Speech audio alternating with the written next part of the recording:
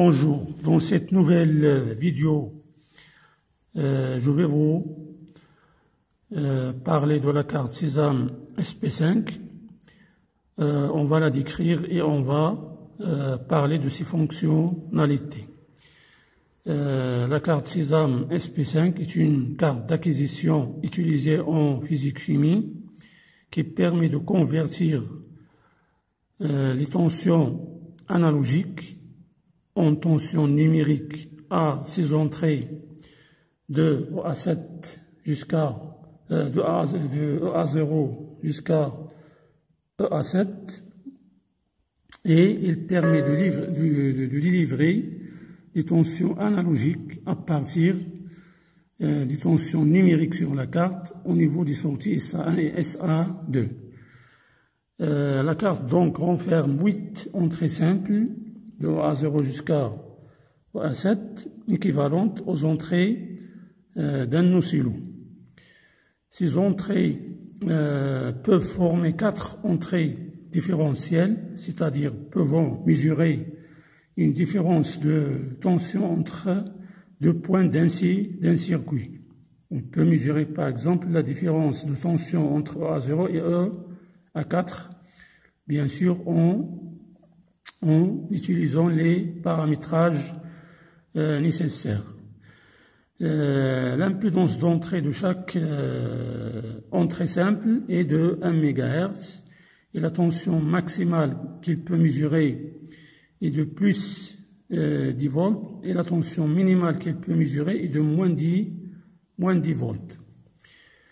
Les signaux numérisés par ces entrées sont codés sur 12 bytes et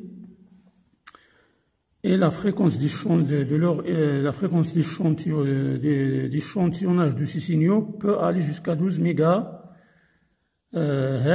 si on utilise 4 entrées simples, et si on utilise plus que 4, c'est-à-dire de 5 à 8, cette fréquence d'échantillonnage n'est que de 500 kHz. Les deux sorties SA1 et SA2 peuvent délivrer des tensions analogiques à partir des tensions numériques sur la carte. Ces tensions peuvent être visualisées sur l'oscillo et bien sûr après avoir effectué les paramétrages sur le logiciel Lattice Pro, le logiciel dédié à la carte et qui commande la carte. La carte renferme aussi des alimentations. Il renferme une alimentation de 5 volts, plus 5 volts continu, et une alimentation symétrique, moins 12, plus 12 volts.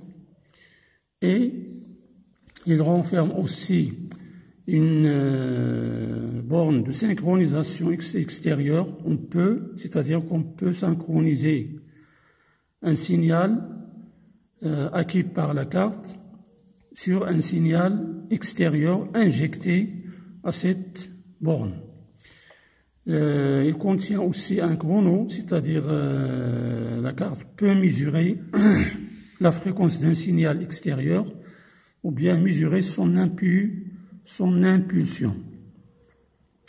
Les sorties aussi SA1 et SA2 ne peuvent délivrer que des tensions maximales de plus 10 volts et minimales de moins 10 volts. Aussi, la carte renferme des LED.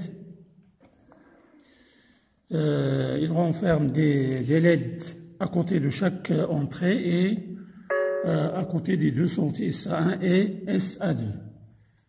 Si on lance le logiciel dédié à la carte,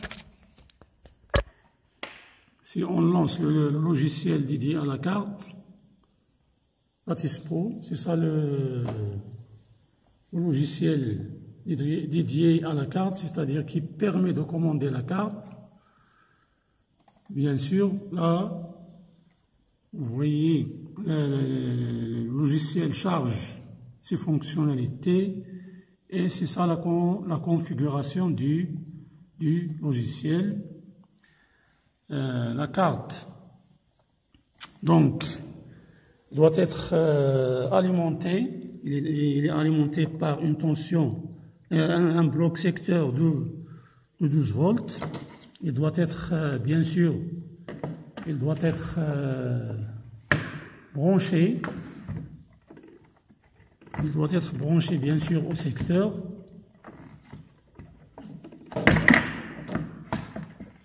Et un cordon, il est lié à l'ordinateur par un cordon USB. Il est lié à l'ordinateur par un cordon USB.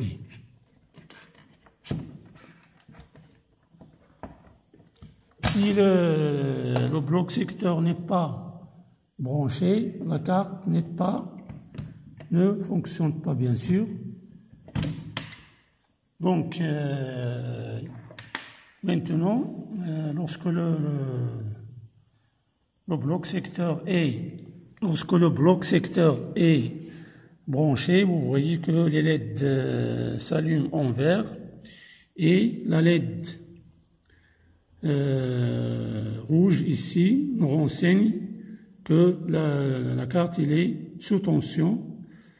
Lorsque la carte communique avec l'ordinateur, bien sûr ces LED s'allument en vert et on voit sur la configuration du logiciel une note en bas sur la barre de ligne Sesam SP5 Euro Smart.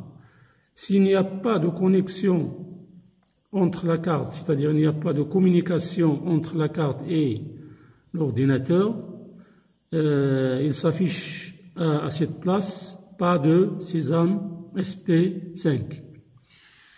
Donc c'est ça la description de la carte. La carte aussi renferme un petit processeur qui permet le traitement des signaux et bien sûr le traitement des signaux sans que bien sûr laissant le processeur de l'ordinateur pour d'autres tâches. Donc j'arrive à la fin de cette vidéo. Dans les prochaines vidéos, Inch'Allah, on va continuer la description du fonctionnement de la carte.